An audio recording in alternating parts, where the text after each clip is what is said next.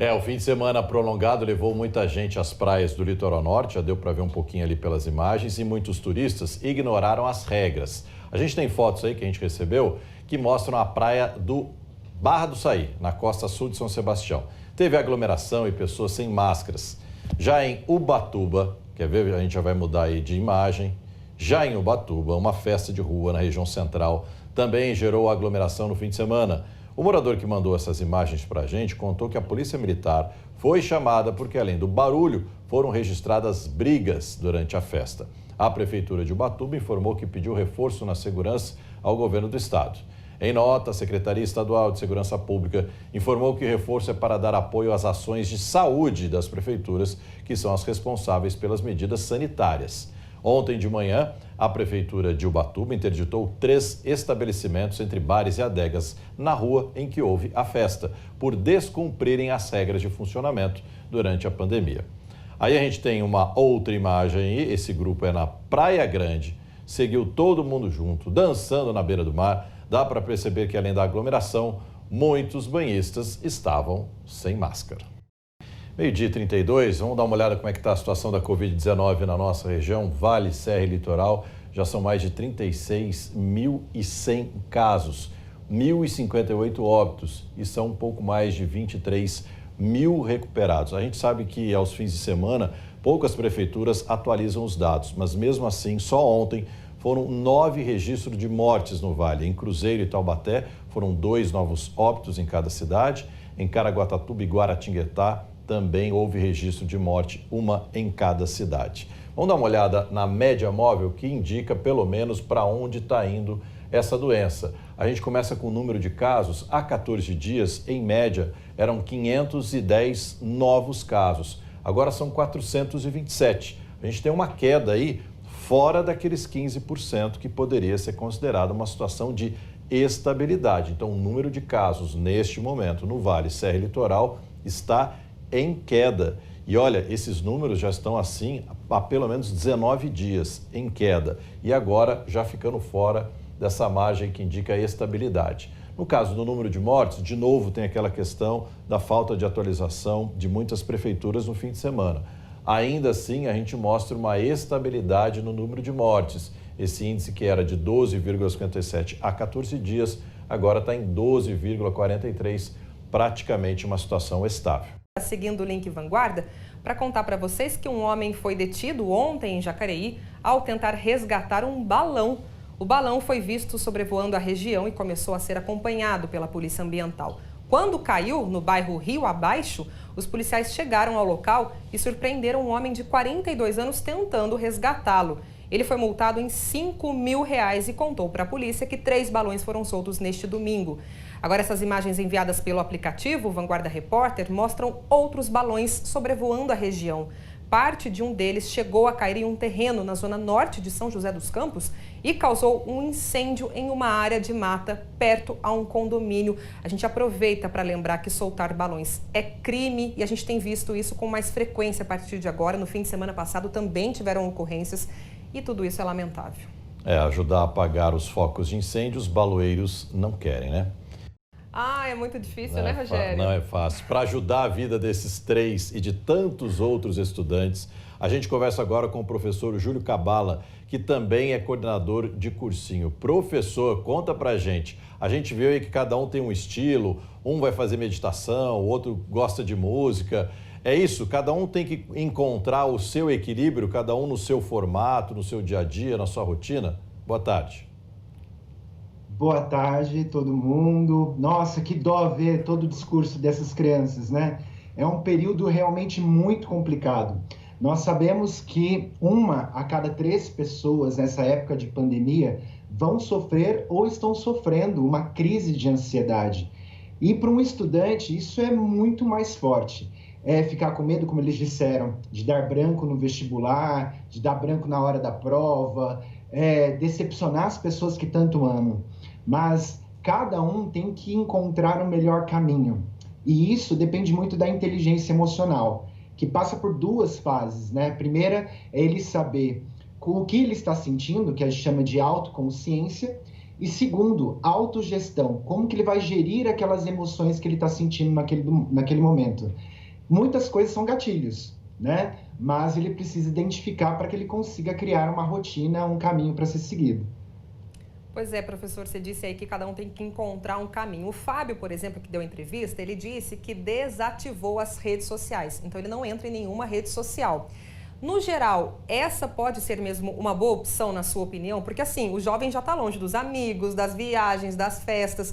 Será que ficar longe das redes sociais é realmente uma boa opção nesse momento? Eu acho que tudo depende de um bom planejamento diário de estudos. É importantíssimo que ele estabeleça o contato social, mesmo que virtual. Então, no momento em que ele se programa na semana para conseguir fazer todas as atividades, tudo que a escola e ele se propôs a fazer dentro do planejamento, ter um período para as redes sociais, para ele pode ser importante. O contato virtual pode ali acalentar um momento de ansiedade ou de desespero. Então, ele precisa ter em mente uma coisa muito importante: planejamento de estudos, conseguir dosar o tempo de estudo durante o dia para que ele não superfature metas e ao final do dia ele não sinta-se frustrado por não ter atingido essas metas. E dentro desse período de planejamento de estudos, ele pode sim colocar uma rede social para ele trocar informações, ideias, criar grupos de estudos pela rede social. Isso está muito comum hoje em dia. Usar a rede social para ajudar nos estudos, né, professor? E aquela dica que é sempre importante para vestibular, com pandemia ou sem pandemia. O que o aluno deve fazer nessa reta final? Focar no que ele já tem facilidade, que ele já manja muito, ou o contrário, naquela matéria que ele tem dificuldade, ele estudar mais e mergulhar nessa reta final? Rogério, uma coisa fundamental é ele priorizar o estudo dele. Então, ele saber realmente o que cai na prova, o que facilita a entrada dele na vaga no vestibular, na universidade. Tem muito aluno que passa o dia inteiro estudando muita coisa, mas às vezes ele precisa entender se aquela matéria realmente tem recorrência na prova, qual é o peso daquela área de conhecimento, se a gente for pensar em Enem, qual é o peso daquela área de conhecimento, como as humanas, matemática, linguagens, natureza, se realmente ele precisa se dedicar tanto tempo para uma determinada área de conhecimento. Ele conseguir criar uma identificação de pesos das universidades. Segundo, a recorrência dos assuntos é fundamental. E terceiro, determinar a dificuldade dele. A gente chama isso de uma equação PRD. E aí ele consegue priorizar o estudo dele. Ele vai entender que no período da manhã, quando ele assistir uma aula online, algumas das matérias não precisam dedicar tanto tempo.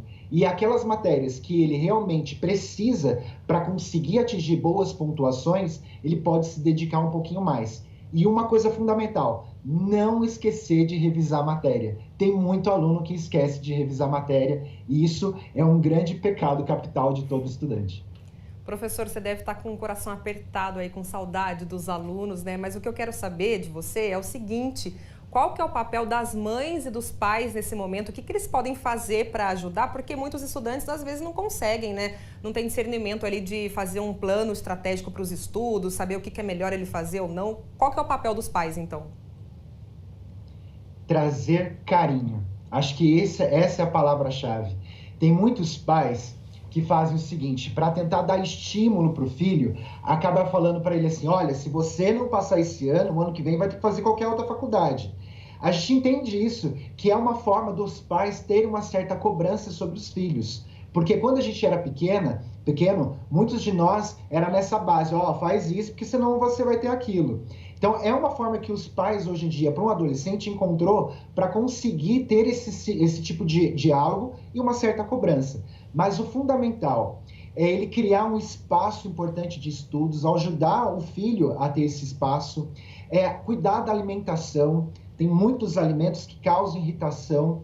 Tem também a questão do sono, controlar, ter uma certa cobrança. Olha, até às 10 horas da noite você tem que estar se preparando para você dormir. Então, conseguir equilibrar tudo isso e abraços em família. Se isso é possível dentro da nossa casa, a gente libera muita serotonina, ocitocina principalmente. Então, abraçar seu filho vai ser uma ferramenta muito importante para que ele alivie o estresse e deixa de lado um pouquinho desse cortisol que acaba acumulando no corpo deles. Boa, boa. E para Legal. quem pode, né, professor? Quem está em casa, convivendo com a família, pode o abraço. Então, não dá para abrir mão dessa ferramenta tão importante, né? Obrigado aí pelas suas dicas, viu? Uma boa tarde, professor. Um abraço. Uma boa tarde para vocês. Um bom ano de vestibular para todo mundo. É isso, é difícil, mas com carinho, com amor e com jeitinho tudo dá certo. Valeu, pessoal. 12h31. De volta com um link para falar de educação. As aulas remotas são um desafio para todos os estudantes. A gente tem falado sobre isso durante toda a pandemia, né? E é um desafio em qualquer idade, mas para quem está em ano de vestibular, a situação tem sido um pouquinho mais complicada. Aquele contato físico com o professor está fazendo muita falta. A Marcela Mesquita conversou hoje de manhã com 3 adolescentes de São José dos Campos sobre isso. Vestibular, tá aí uma palavra que traz arrepio, né? Comigo foi assim, na época que eu prestei vestibular, acho que você que está me assistindo, que já passou por isso, também concorda que é uma fase complicada, porque é um mix de insegurança, ansiedade, enfim, tudo isso é natural. Agora, você imagina passar por tudo isso num ano de pandemia. Fábio, como é que está sendo isso para você? Está sendo uma experiência muito difícil e diferente também, né? Acho que esse é o único ano da nossa geração que passou por isso, né? Angústia. Acho que a angústia é a melhor forma de definir. Que já estou nervoso já por causa das provas e tal, e aí não sei como é que vai ser, se vai ter a prova, como é que vai ser. Como é que está sendo o seu cronograma de estudo, por exemplo? Porque as aulas presenciais vocês não têm mais, né? Já há uns bons meses. E aí, como é que fica? E o meu curso preparatório para o vestibular, ele fornece aulas dos professores. Aí tem aula ao vivo também, e depois, posteriormente, as aulas ficam gravadas, fora os materiais que eles fornecem também. Acho que faz muita falta do começo do ano. Esse contato com o professor, olhar na cara deles mesmo para sentir esse contato humano, né? E eles verem a gente também, saber que a gente está lá ouvindo eles. E também sinto muita falta, tipo, de ver minhas amigas nos intervalos também, para só bater um papo, sabe? Ai, tá meio difícil, né? Mas a gente tá indo, tem que fazer o isolamento social, não tem jeito, não tem como ficar indo pra festinha, para encontrar os amigos. Então, eu tô fazendo o que dá em casa, eu tô tentando treinar em casa, tô estudando muito em casa. E como é que você está fazendo para trabalhar essa angústia e se preparar da melhor forma possível para as provas? Eu tenho meditado, feito meditação, a escola tem dado um módulo de meditação nas quartas à tarde, e aí depois das aulas, eu pego, sento, vou meditar. Aí isso ajuda a acalmar um pouco. Estou lendo bastante, que é algo que eu gosto de fazer, e aí também ajuda a distrair a mente, escutando muita música. Estou procurando formas de me distrair dessa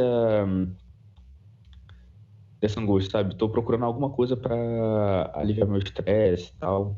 Eu comecei a ler coisas que eu realmente gosto e também conversar com minhas amigas todo dia nos grupos de WhatsApp para só manter o contato, sabe? Para lembrar que elas estão lá e eu tô aqui para elas. Tá confiante?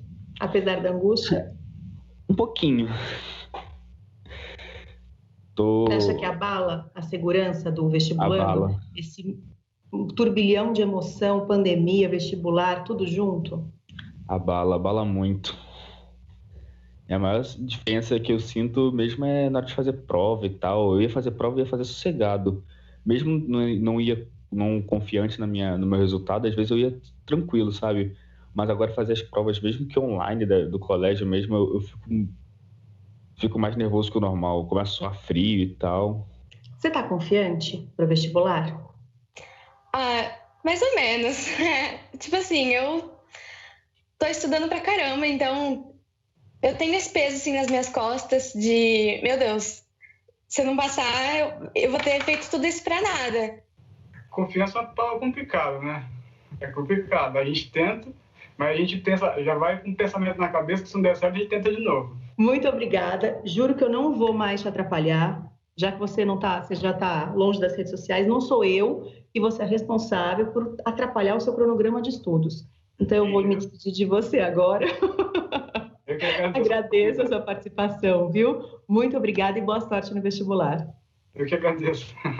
E a Aparecida ficou bem movimentada porque a feira da cidade voltou a abrir neste fim de semana depois de quase 6 meses fechada.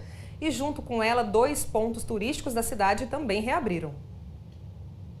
Vamos chegar, minha gente. Tá barato, tem camisa, tem bermuda, camisa e shortão barato. Foram 6 meses poupando a garganta. Mas nesse fim de semana o Luiz Paulo aproveitou para fazer o que ele mais gosta. E aos poucos o dinheirinho tá, como ele mesmo diz, pingando. Tá assim, tá devagar, mas tá pingando. Tal do pinga-pinga. Creio eu que daqui umas 4 semanas, 5 semanas, ao passar do tempo, as coisas vão se encaixando no seu devido lugar. Você gostou da camisa? E tem hora que dá certo aquele atendimento cheio de alegria. O Adriano levou uma camisa pro filho. Ele trouxe a família pra feira e se sentiu seguro. Estou observando aqui que os pessoal estão aderindo. Tem que se adaptar com essa nova norma de segurança. Esse foi o primeiro final de semana de reabertura da Feira de Aparecida. Uma volta com mais cuidados. É preciso usar máscaras e ter álcool em gel em todas as bancas. A Gisele tem 2 bancas na feira desde 2011. Para ela, voltar é muito importante para recuperar o prejuízo. Mas as vendas ainda não estão como ela esperava. Mas a gente está com fé aí, né? Que Nossa Senhora, né? Dá aquela força para a gente estar retornando, mas está difícil. Vamos ver, né? Tem ambulante novo se aventurando pela primeira vez na feira, como a Célia, que perdeu o emprego como professora e decidiu investir na venda de roupas. Foi uma alternativa minha, porque ficar parado também não dá. No Santuário Nacional, 2 atrações turísticas também foram autorizadas a reabrir de acordo com o novo decreto da Prefeitura. Além do trem do Devoto, o bondinho, que faz o percurso entre o Santuário e o Morro do Cruzeiro, também voltou a operar. Mas o funcionamento segue uma série de restrições. O acesso à bilheteria só depois de medir a temperatura e usar o álcool gel. No embarque, tudo demarcado no chão. E para entrar nos bondinhos, somente pessoas da mesma família ou grupo de amigos. E no máximo, 2 adultos por cabine. Aqui nós montamos um procedimento que é o quê? Toda a cabine ímpar, ela vai subir com o romeiro até o Morro do Cruzeiro. Lá em cima eles desembarcam, nós fazemos a sanitização da cabine, ela desce vazia. Lá em cima, os romeiros, eles descem somente na cabine par. Eles descem na cabine par, aqui embaixo eles desembarcam e faz toda a higienização das cabines novamente. A cabine sobe vazia para poder embarcar lá em cima novamente. Com todas essas mudanças e esses critérios que foram adotados para a segurança de todo mundo, nesse bondinho aqui só pôde embarcar eu e o repórter cinematográfico Luiz Biglia. O passeio dura cerca de 30 minutos. Eles se transportavam, em média, antes da pandemia, cerca de 1.000 pessoas por hora. Agora, eles estão transportando essa mesma quantidade de pessoas por dia. Essa família conseguiu viajar toda junta e os cuidados foram importantes para dar mais segurança. A gente veio com aquele medo, né? A hora que eu cheguei aqui, as medidas são muito boas. As distâncias, álcool em gel em todo lugar, segurança, sempre olhando se está todo mundo de máscara. Nossa, eu achei muito bom. Então vamos lá para você se programar. Aos fins de semana e feriados, o bondinho funciona das 9 da manhã até as 5 horas da tarde. O valor do passeio é de R$ 26. Crianças até 5 anos não pagam. E a feira livre funciona aos sábados, domingos e feriados, também até as 5 horas da tarde. Bom, a gente falou bastante de calor no começo do jornal, né, na praia. Com esse tempo quente, a gente até esquece que ainda estamos no inverno e é uma época, inclusive, de muitas queimadas. Em Campos do Jordão, os bombeiros e a Defesa Civil estão combatendo um incêndio na mata, no bairro Alto da Boa Vista. As chamas começaram na noite de ontem, foram apagadas, mas hoje de manhã a queimada recomeçou. A umidade do ar está muito baixa na região toda, né? De acordo com o Corpo de Bombeiros, o fogo está se alastrando muito rápido, mas não está próximo de casas nem do Palácio Boa Vista. Bom, a gente falou bastante de calor no começo do jornal, né, na praia. Com esse tempo quente, a gente até esquece que ainda estamos no inverno e é uma época, inclusive, de muitas queimadas. Em Campos do Jordão, os bombeiros e a Defesa Civil estão combatendo um incêndio na mata, no bairro Alto da Boa Vista. As chamas começaram na noite de ontem, foram apagadas, mas hoje de manhã a queimada recomeçou. A umidade do ar está muito baixa na região toda, né? De acordo com o Corpo de Bombeiros, o fogo está se alastrando muito rápido, mas não está próximo de casas nem do Palácio Boa Vista. Você falou da baixa umidade do ar, inclusive a Defesa Civil do Estado emitiu um alerta para a região por causa disso. Semana passada nós já tivemos índices abaixo do normal, abaixo do recomendado, que é de 60%, umidade relativa do ar variando aí entre 30%, é uma situação muito complicada, né, Pedro? O olho fica arranhando, fica irritado, garganta também. O Pedro está com um médico e vai dar umas dicas para a gente. Boa tarde, muito Pedro. Complicada. Aqui em São José, hoje o índice ainda está razoável, 42% agora, a última vez que eu dei uma olhadinha, mas pelo INMET, o Instituto Nacional de Meteorologia, na região de Taubaté até o Vale Histórico, ali os níveis estão variando entre 20% e 30%, o mais aceitável é acima de 30%, isso preocupa aí muito. Nesse ponto onde a gente está, inclusive, tem uma névoa bem acima aqui do banhado, ali não vou conseguir mostrar, mas também está tendo uma queimada, ou seja, isso acaba prejudicando. Eu estou aqui com uma médica, a doutora Virgínia, que é otorrino. Doutora, boa tarde. Boa tarde. Nessa situação e com esse calorão, a umidade relativa do ar acaba prejudicando e muito, principalmente quem tem alergia e doenças respiratórias, né? Sim, com certeza, Pedro. Para quem é alérgico, quem tem rinite, quem tem asma, bronquite ou mesmo até dermatite, acaba sofrendo bastante com esse tempo seco. Qual que é a orientação nesse sentido? Claro que hidratação é fundamental, mas a máscara atrapalha um pouco, né? Porque a gente está sempre com ela. Sim, a máscara acaba atrapalhando um pouco, porque a gente tem que ter o cuidado de não ficar manipulando a máscara a todo momento, né? Mas mesmo assim é importante a gente tirá-la com cuidado e hidratar, pelo menos com 2, 3 litros de água todo dia. E aí, umidificar o ambiente também, né? Evitando ar-condicionado sempre que possível. Eu sei que o calorão é difícil. Sim, sim. O umidificar o ambiente também é muito importante, né? Então, o ideal é ter sempre uma bacia de água. A bacia de água é bom evitar o contato pelo risco doméstico, né, com as crianças. Então, tem que deixar a bacia no lugar mais alto, que a criança não tem acesso. Ou então, às vezes, até um umidificador mesmo. O umidificador só tem que ter bastante cuidado com a higiene dele, né, para evitar a proliferação de fungos também, tudo. Mas os dois ajudam bastante, principalmente à noite, aí para dormir. E hidratar também o nariz, usar soro fisiológico nasal, né, também, às vezes colírios nos olhos também ajuda. Manter a casa sempre limpa também é importante. Com certeza, evita infecções, né, e evita piorar os quadros alérgicos também, né. Ou seja, muita poeira, né, eu que tenho rinite sei bem disso. Com relação à umidade relativa do ar, o que a gente viu enquanto a gente não entrava ao vivo aqui, muita gente caminhando, gente de bicicleta, correndo. Esse também não é o horário indicado para a prática de exercício físico. Não, né? Esse horário é o horário mais seco do dia, né? Então, o ideal é evitar exercício de 11 às 16, né? Tentar fazer exercícios mais cedo, no começo da manhã ou mais no final da tarde, principalmente depois que já escurece, né? Quantidade de água, você falou 2 litros por dia, mas um pouquinho mais é sempre aceitável. 2, 3 litros à vontade. Maravilha. Olha, muito obrigado pelas suas orientações. Extremamente importante a gente cuidar mesmo da nossa hidratação. Eu só vou reforçar um outro aviso que tem tudo a ver com esse assunto também. A gente está aqui no deck do banhado, em São José, e o que tem de bituca de cigarro jogada, não só aqui, mas em toda a região aqui desse jardim bonito que fica aqui, isso chama bastante atenção. Ou seja, não é por falta de lixeira. E isso também pode provocar um incêndio aqui, né? Pode provocar uma queimada nesse mato que é tão bonito. A gente volta aí para o estúdio. Mas essa, né, Pedro? Tem esse risco também, a gente estava falando de balão agora, que pode provocar incêndio por aí. A bituca de cigarro também pode provocar. Valeu pela bronca aí, tá valendo. Obrigado. Fazer o quê, né? Com o pé aqui na areia, mas tem que trabalhar, né? O movimento continua intenso aqui em Ubatuba, na Praia Grande, bastante gente. Mas agora eu vim falar com vocês a respeito de um assunto sério, viu? Vocês veem aí, ó, nas imagens do André Bias, bastante gente dentro da água, né? Chamar atenção para os casos de afogamento aqui no litoral norte, pessoal. Infelizmente, segundo os bombeiros, foram 94 ocorrências até agora nas 4 cidades do litoral norte. E tem uma ocorrência que foi fatal. Um turista de 25 anos de São Paulo estava aqui em Ubatuba, na Praia do Félix, dentro da água com um amigo dele. Segundo o Corpo de Bombeiros, ali numa altura onde a água já passava da cintura, foram surpreendidos por ondas fortes, levados pela correnteza. Esse homem não sabia nadar, foi socorrido por banhistas mesmo, que conseguiram tirar ele de dentro da água, mas infelizmente já inconsciente. Chamaram o SAMU e quando a médica chegou foi constatada realmente a morte. Então é essa coisa, né? Feriado é dia de se divertir realmente, a gente está com a situação um pouco mais controlada, tem as flexibilizações, mas isso não impede a gente de tomar cuidado e lembrar desses cuidados, na verdade, que já vem de antes da pandemia, né? A água só na altura da cintura, no máximo. Volto com vocês no estúdio. A praia é uma delícia, mas é um perigo também. Todo mundo tem que reforçar a atenção. Valeu, Thiago. Obrigada pelas informações. Vamos lá, da praia para a montanha, André Luiz Sosa. Você vê que eu estou defendendo vocês aqui, né, André? Eu sei que vocês estão ralando aí, viajando e trazendo informação para a gente. Como é que tá aí em Campos?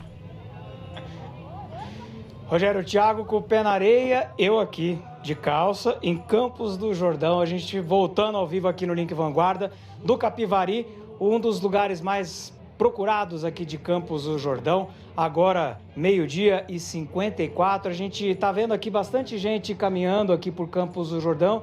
Tem muitos turistas que estão usando máscara, mas infelizmente tem gente que acaba não usando. E aí fica aquela coisa que a gente já comentou ao longo do jornal, a gente tem que cuidar da gente e cuidar do próximo. Lembrando que aqui em Campos do Jordão o uso de máscaras é obrigatório quando a pessoa for transitar, por exemplo.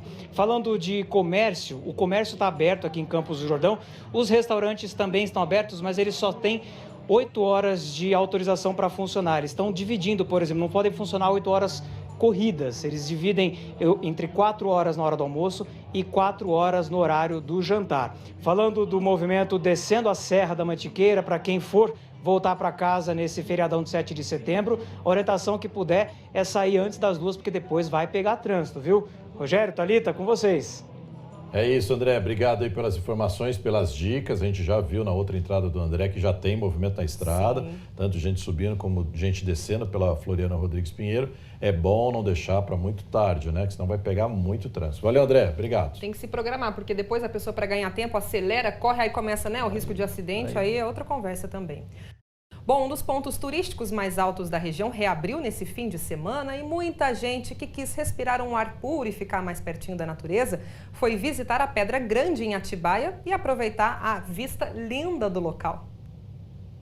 A Raquel é de São Paulo. Ela deixou o carro na casa da mãe, em Atibaia, e encarou a subida da Pedra Grande de bicicleta. Revisitar aqui, porque estava fechado, então a gente estava sem subir aqui desde o início da pandemia e dá uma saudade dessa vista bem grande. Com a mesma saudade, mas menos radical, foi a visita dessa família. O Henrique já conhecia o lugar e fez questão de trazer os filhos, Henrique e Pedro. A gente estava já de uns dias já preparando para vir para cá, mas a gente tava com a dificuldade por causa da epidemia, né? E as crianças, a primeira vez que vêm, eu já tinha vindo várias vezes a pé, né?